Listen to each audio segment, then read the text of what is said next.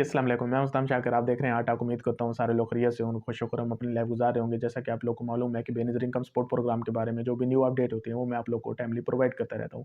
तो इस वजह से आप लोग से गुजारिश है कि चैनल को सब्सक्राइब करें ताकि हर आने वाली नई वीडियो भी आप लोग को मिलती रहे। तो आज जो मैं आपको बताने जा रहा हूँ उसमें ये बताने जा रहा हूँ कि अक्सर हमसे सवाल ये किया जा रहा है कि हाँ जी, हमारी पेमेंट आई थी, उसके बाद रिवर्स हो गई थी। तो ये रिवर्स हुई क्यों है और ये किन लोगों की पेमेंट थी? तो इसकी मैं आप लोग को अपडेट देने जा रहा हूँ और ये दोबारा मिलेगी कब? रिवर्स तो होनी थी, जो होना था वो तो हो गया ना, अब दोबारा कब मिलेगी? तो इसमें ये है कि ये जो रिवर्स वाले केस हैं, ये ऐसे केस हैं, हमने क्या किया, हमने इनकी पेमेंट ट्रांसफ़र की हुई थी। तो पहले ये होता था कि हम बाकी सारे डिपार्टमेंट में इनका डेटा भेजते थे। उसमें इमिग्रेशन डिपार्टमेंट हो गया, बैंकिंग डिपार्टमेंट हो गया, लैंड डिपार्टमेंट हो गया, इसी तरह बाकी गवर्नमेंट के डिपार्टमेंट हो गए कि सरकारी जॉब है या नहीं है। तो उन पासपोर्ट ऑफिस हो गया, उन सब में पहले हम डेटा इन औरतों का भेजते थे। लेकिन अब क्या हुआ है, अब हम वो जो डेटा है, हमें कहा गया है, बाकायदा इंस्ट्रक्शन आई है हुकूमत की तरफ से कि ये डेटा आप एफबीआर के पास भी भेजें। अब एफबीआर के पास जब तक हम ना भेजें, वहाँ से औरत क्लियर ना हो, तब तक हम उसको पैसे नहीं दे सकते। तो उन औरतों के पैसे इसी वजह से रिवर्स हुए हैं कि उनमें क्या हुआ है, वो डेटा जो था वो एफबीआर को जाना था। तो इस वजह से हमने तो अपनी तरफ से पेमेंट ट्रांसफ़र की है, उनमें पेमेंट ट्रांसफ़र की है, लेकिन जब इंस्ट्रक्शन आई कि हाँ जी, इनको पहले एफबीआर में भेजें, वहाँ से क्लियर होंगी, तो फिर जाके इनको पेमेंट का फैसला होगा। तो इस वजह से फिर हमने वो पेमेंट सारी विथड्रॉ कर दी है। ये आपको काफ़ी सारे लोग इसमें फेक न्यूज़ बता रहे हैं कि हाँ जी, ये हो गया, वो हो गया, फ़लाँ हो गया, ऐसे हो गया, पेमेंट नहीं आएगी, ये नहीं होगा, वो नहीं होगा, ऐसा बिल्कुल नहीं है, उनकी बातों पे यकीन ना करें। तो वो हमने जितने भी ऐसे लोग थे, 17 लाख ऐसी औरतें थी, तो उनको हमने क्या किया, डेटा जो है वो एफबीआर को भेजा हुआ है। अब एफबीआर करता क्या है? अब आप लोग ये भी परेशान हो जाएँगे, हाँ जी, एफबीआर के पास चला गया तो क्या होगा? एफबीआर ये चेक करता है कि ये जो घराने हैं जिनका हमने सर्वे किया है, आया कि इनमें कोई टैक्स पेयर लिस्ट में तो नहीं है इनके खानदान में से, कोई बंदा, क्योंकि ये जो सर्वे हमारा होता है, ये सिर्फ़ औरत का सर्वे नहीं होता, मैं आप लोगों को पहले भी बता चुका हूँ, ये पूरे घराने का सर्वे होता है। इसमें फिर क्या होता है, उस घराने में से अगर कोई भी बंदा टैक्स पेयर लिस्ट में है, अब आप कहेंगे टैक्स पेयर लिस्ट में कैसे? मतलब जो सेल टैक्स देता है, जो गवर्नमेंट को प्रॉपर्टी टैक्स देता है, जो कस्टम टैक्स देता है, या जो वो है फेलर है, जो क्या है फेलर है, या किसी ने क्या किया है, किसी ने गोल्ड ले लिया है। आजकल जो गोल्ड लिया जाता है ना, तो उसकी भी बाकायदा वैल्यू लिखी जाती है और बाकायदा उसकी क्या होती है, रजिस्ट्रेशन होती है और वो शनाख्ती कार्ड के ज़रिए होती है, और उसके बाद वो डेटा किसको जाता है, एफबीआर को जाता है। और वो जो बंदा ले रहा होता है, जो घराने में से कोई भी बंदा ले रहा होता है, तो क्या होता है, उसके नाम पे फिर होता है और उसके असासों में शो होता है। इसी तरह फिर जब आप लोग प्लाट लेते हो, अक्सर चाहिए इसमें ये भी पूछा जाता है कि हाँ जी, हमारी कितनी ज़मीन होनी चाहिए जिसकी वजह से ना हम नहल नहीं होंगे।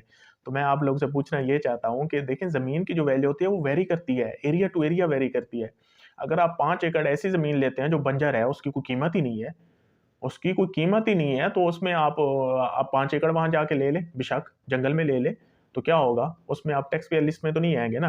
अब 5 मरले आप लें, डीएचएल में ले लें, बहरिया टाउन में ले लें, या किसी और सोसाइटी पार्क व्यू में ले लें, या किसी और सोसाइटी में ले लें, तो उससे फिर क्या होगा? आप टैक्स पेयर लिस्ट में आ जाएँगे।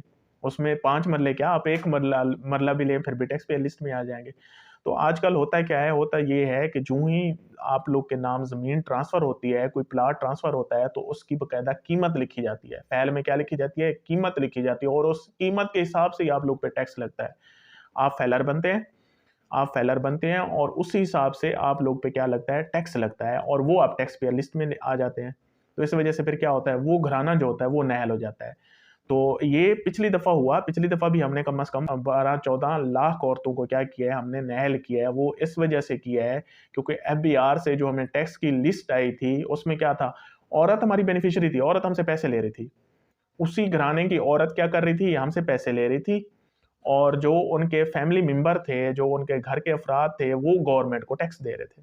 आप यकीन करेंगे, मतलब औरत हमारी बेनिफिशियरी थी, लेकिन जो उसके एक खानदान के जो घर के मेंबर थे, जो अफ़राद थे उनके घर के, वो गवर्नमेंट को टैक्स दे रहे थे।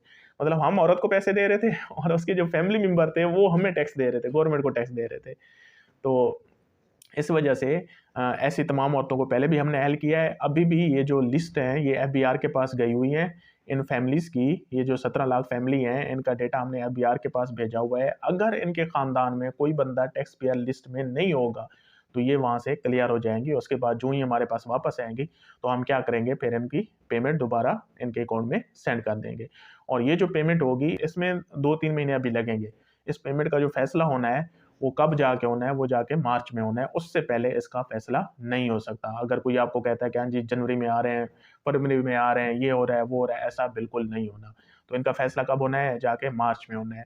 एक तो ये रीज़न है। और दूसरा, अगर ये वहाँ से क्लियर भी होके आ जाएँ, उसके बाद भी हम इस साल के बजट में इनको शामिल नहीं कर सकते। मैं पहले भी आप लोगों को कई दफ़ा कह चुका हूँ कि हमारे यहाँ बजट लिमिटेशन है। हमें एक सर्टेन टारगेट दिया जाता है कि इस साल आपने 3 लाख औरतों को, 4 को, 5 को, इतने को अहल करना है और इतने को पेमेंट देनी है। इससे ज़्यादा आप नहीं दे सकते। तो हम क्या कर रहे हैं, जो हमें ये जून 2024 तक टारगेट दिया गया है, वो कितने का दिया गया है? वो 3 लाख औरतों का दिया गया है। और उसमें 75-75 हज़ार औरतें जो हैं वो हर क्वार्टर में बनती हैं। तो उसमें हम 1.5 लाख को दे चुके हैं। 1.5 लाख जो होंगी वो अगले उसमें अहल कर दी जाएगी। उन 17 लाख में से सिर्फ 1.5 लाख अहल होंगी, इससे ज़्यादा उसमें भी अहल नहीं होनी औरतें। तो इस वजह से जो भी आप लोग को कह रहे हैं कि हाँ जी, आज आ रही है, कल आ रही है, परसों आ रही है, तरसों आ रही है, ऐसा बिल्कुल नहीं है। तब तक मेरी आप लोग से यही गुज़ारिश है कि सब्र से काम लें, इसके हकदार हैं, उनको मिल के ही रहेगा इंशाअल्लाह। खुश रहें, आबाद रहें, शाद रहें। Thank you so much. अल्लाह हाफ़िज़।